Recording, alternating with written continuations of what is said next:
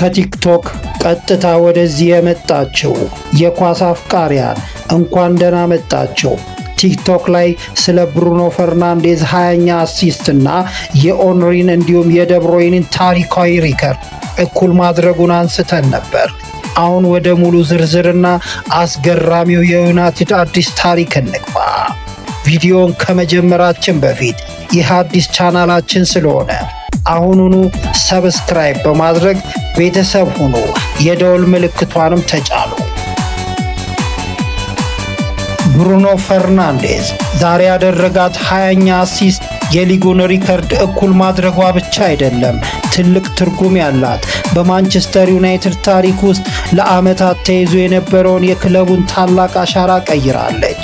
ቀደም ሲል በአንድ የውድድር ዓመት 15 አሲስት በማድረግ የክለቡን ከፍተኛ ሪከርድ ይዞ የነበረው ሌጀንዱ ዴቪድ ቤካም ነበር።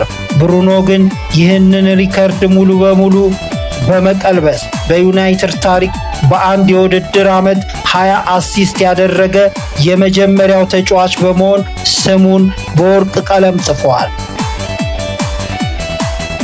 ይህ ተአምራዊ ብቃቱ በባዶ አልቀረም።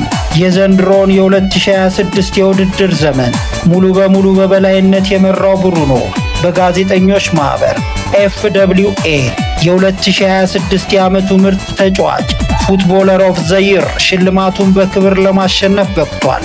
ይህንን ብቃቱ በሊጉ ያሉትን ተጫዋቾች በሙሉ ያስከዳ መሆኑን ማረጋገጫ ነው። አሁን ትልቅ ጥያቄ ያለው በሚቀጥለው ሳምንት ላይ ነው። ማንቸስተር ዩናይትድ የውድድር ዓመቱን የመጨረሻ ጨዋታ ከብራይተን ጋር ያደርጋል።